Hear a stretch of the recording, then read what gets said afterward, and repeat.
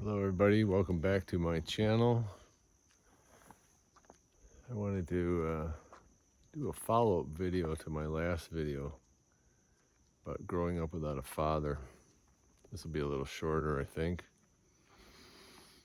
Just giving it some more thought. Some things that I've learned. First, I'd like to say that in the part about my big brother Carmen DeRubies, about 10 years ago when I was living in New Jersey, and I'd had my spiritual awakening and I was doing a lot of seeking, I searched around the internet to see if I could find him, and I did. And he had shown up in he had won a ping pong tournament, a senior citizen ping pong tournament, and I went, damn, that's Carmen. I just laughed.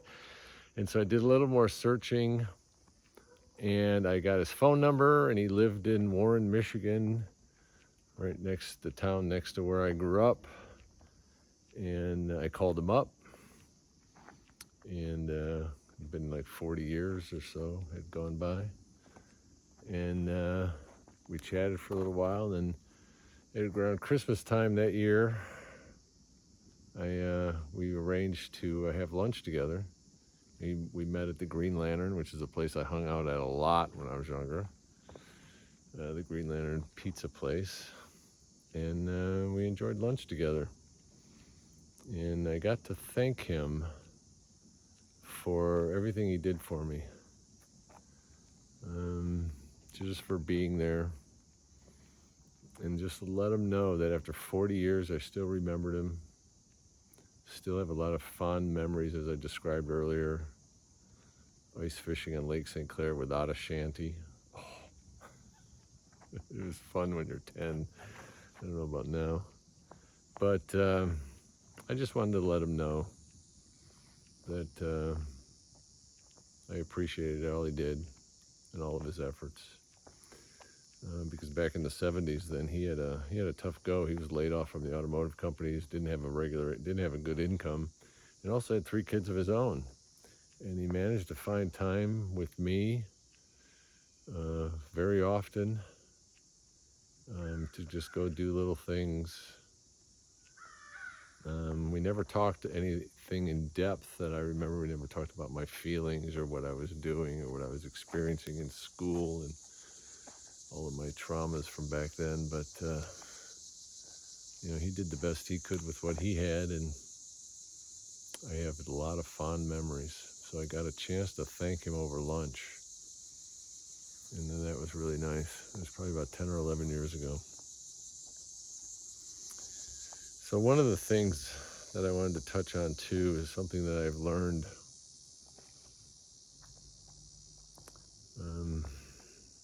over the last couple of years about our culture, our society, our modern society. It is truly a disaster in so many ways. But in one way, it's a disaster for boys. In the tribal cultures, such as the Native American Indians, if you ever read something like Charles Eastman talks about it, boys would be mentored by the elder men in the tribe. And at about the age of 11 or 12, they would be taken away from the mother. 2 to 3 years, they would be taken away to break that bond with the mother and to live with the men to become a man.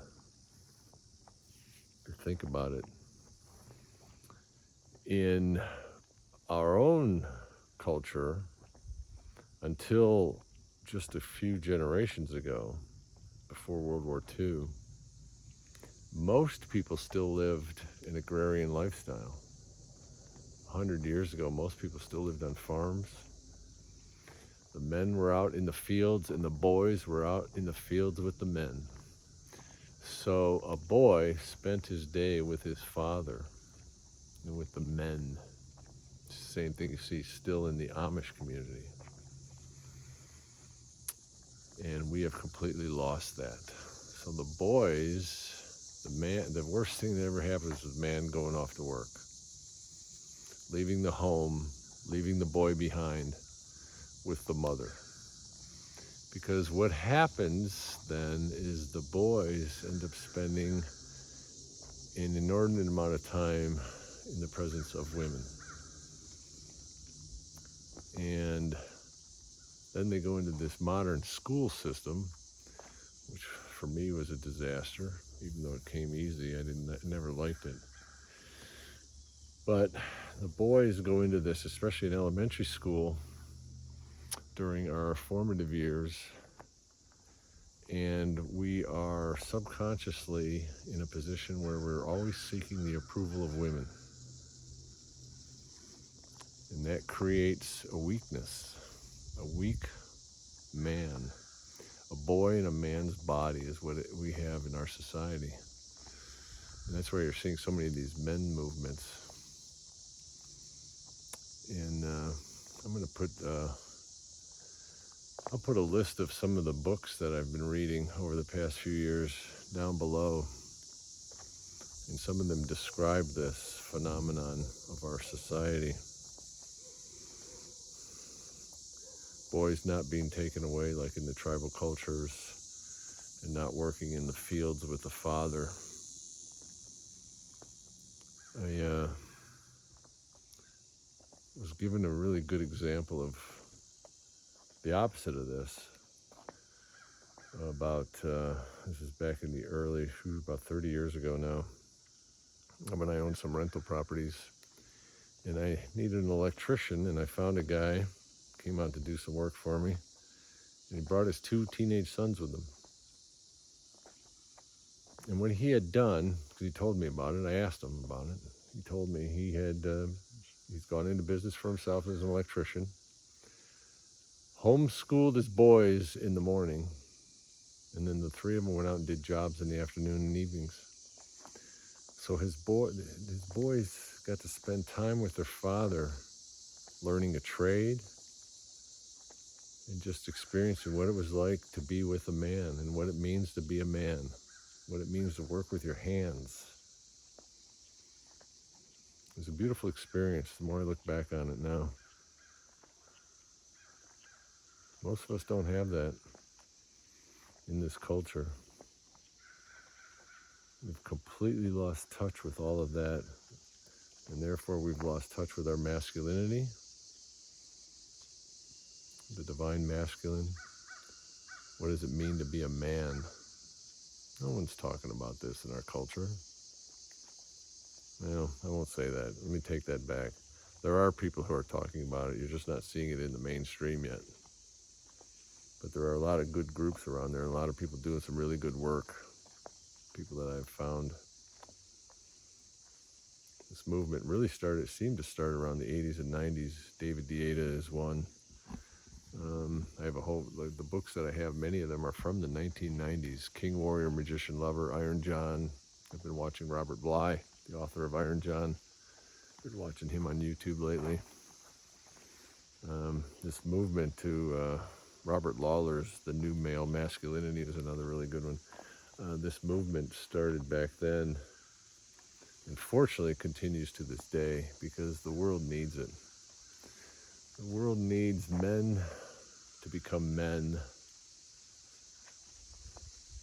to go through their own ritual from boyhood to manhood. And unfortunately, most of us are going to have to do that on our own. And it is something that as I've repeated many times, I'm learning this at the age of 65. So I hope that others younger than me will watch this and learn and take it upon themselves. Find a men's group. I found a men's group online. Work with your hands. I find that doing physical labor is extremely helpful to helping me find that masculinity inside of me. Instead of just sitting at a desk or going to the gym, that's all well and good, But just getting outside and getting your hands dirty, moving some rocks, moving some tree trunks, just get dirty, get sweaty. We need that. I firmly believe, my own personal experience, I know I can only speak for myself, but my experience is it helps. It really helps. Get away from the technology, get away from sitting on our ass, go out there and be of service, and get dirty.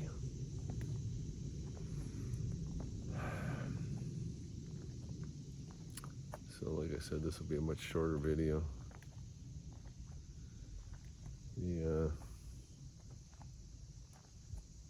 I guess my father probably didn't have that, since his father was an alcoholic and beat him and his two brothers. Can't even imagine what that's like. But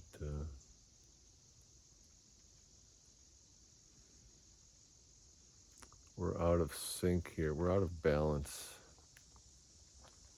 And what we're seeing in our culture right now is the movement to bring things back into balance.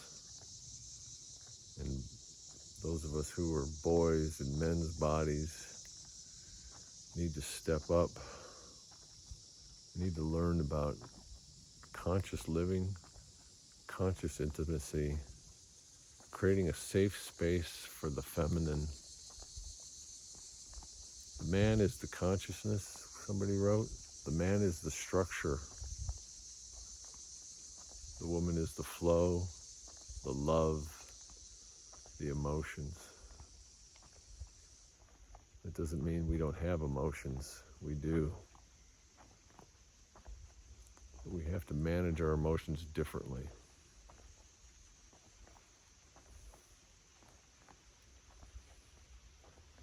We have to allow the feminine to express her emotions in her own way. And we have to find a way to express ours, but not in the same way.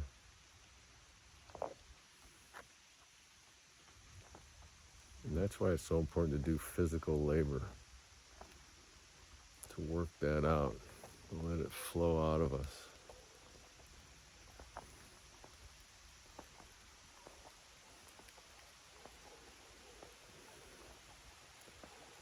So I hope that this little follow-up is helpful. I'll put the list down below. I'll publish this.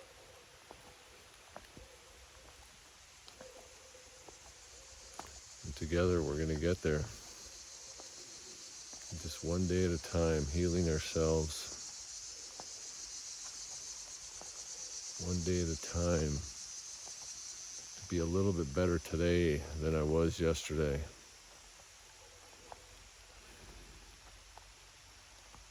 And that's how we're going to make a better world. Aho.